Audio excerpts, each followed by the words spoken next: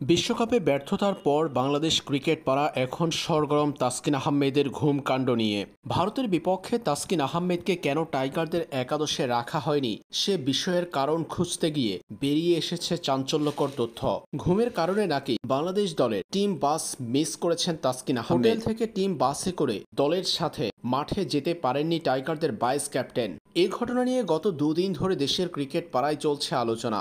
আজ Bangladesh cricket board জরুরি board সভা ডেকেছে বিশ্বকাপের ব্যর্থতা ও তাসকিন আহমেদের ঘুম কাণ্ড, কোচ ছাঁটাই হবে কিনা কিংবা পরবর্তী সিদ্ধান্ত নিয়ে কথা বলতে।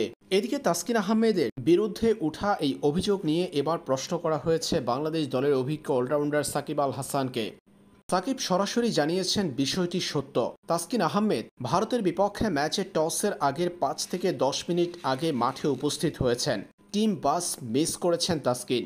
ওয়েস্ট ইন্ডিজ ডিফিকাল্ট জায়গা হওয়ায় সেখানকার ট্রান্সপোর্ট ব্যবস্থাও বেশ কঠিন, তাই টিম বাস মিস করলে তাকে ম্যানেজারের গাড়ি কিংবা ট্যাক্সি ভাড়া করে মাঠে আসতে হবে। সাকিব আল হাসান ঠিক এভাবেই জানিয়েছেন। তাসকিন সেদিন টিম বাস মিস করায় মূলত তাসকিনকে ভারতের বিপক্ষে একাদশে রাখতে পারেনি ম্যানেজমেন্ট। সাকিব আল হাসান বলেন, যেটা হয়েছিল দলের বাস তো একটা নির্দিষ্ট সময়ে ছাড়ে।